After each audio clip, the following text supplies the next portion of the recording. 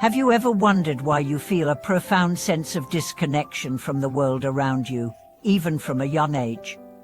Why do some people dream of sacred temples they've never visited, or sense an inexplicable draw toward spiritual philosophies they've never studied? Could it be that these are not coincidences, but the echoes of a soul that has walked the path of practice before? Welcome back to our channel, where we explore the mystical, the meaningful, and the mindful. Today, we are diving into a question that many have asked in silence: are you living proof of your own past life cultivation? In this episode, we'll unveil the mystery behind the soul's journey, why some individuals are born with extraordinary spiritual awareness, and how the karma of previous lifetimes can shape the pain, passion, and purpose of this one.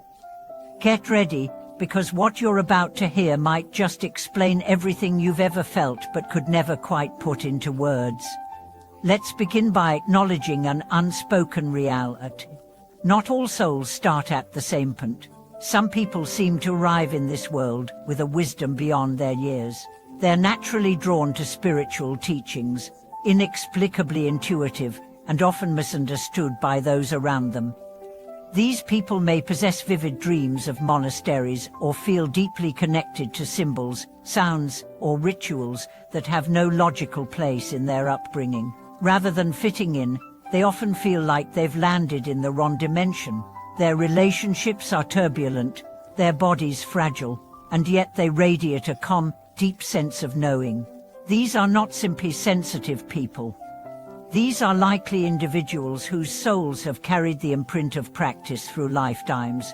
One such person is Huiru, a woman whose first 30 years felt like walking against the wind. Nothing came easy, her health faltered, her love life crumbled, and her career path was littered with confusion.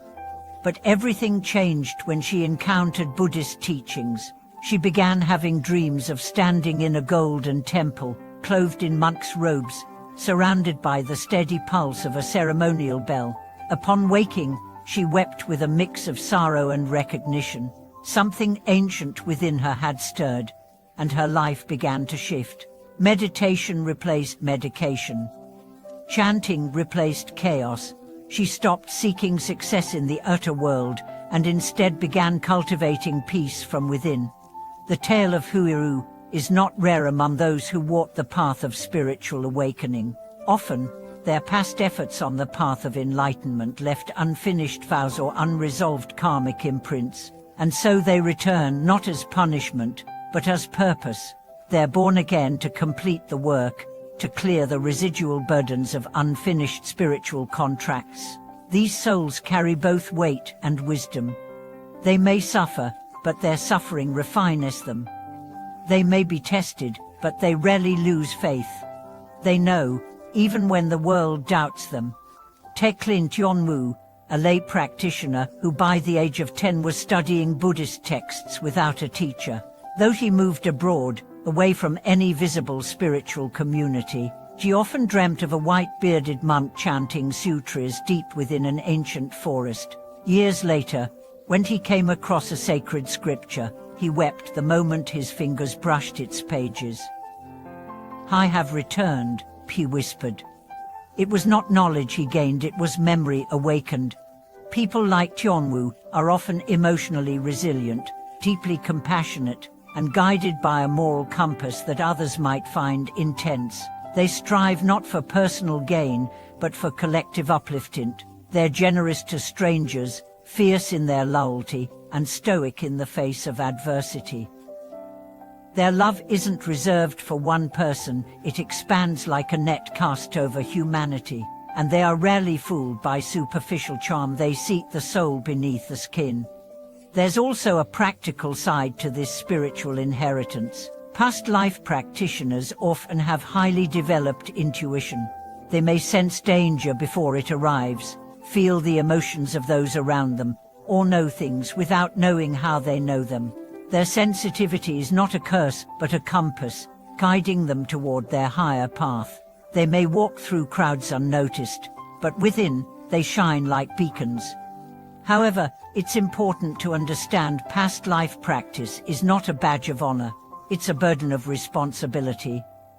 Many believe that having been a spiritual seeker in another life guarantees a peaceful, successful present. But in truth, the opposite is often more accurate. The soul that has been forged in the fires of devotion must return to walk through its own ashes. They are tested not to be broken, but to be awakened. They are bruised, not because they are weak, but because they are being readied.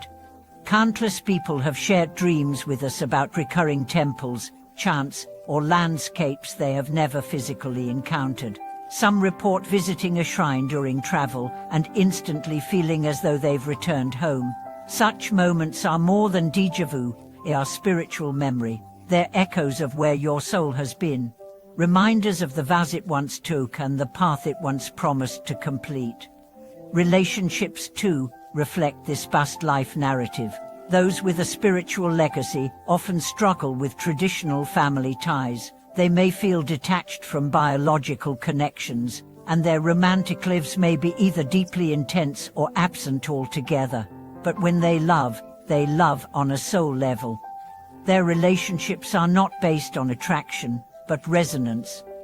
They seek unity of purpose, not fleeting passion. One might also note their attitude toward death. Unlike many who fear the unknown, these individuals approach mortality with curiosity, even serenity. Death, to them, is not an end but a continuation, perhaps even a homecoming. Their fear lies not in the dying, but in forgetting why they came. This is not mythology, it's not fantasy. It's a phenomenon echoed in stories across cultures, scriptures, and centuries.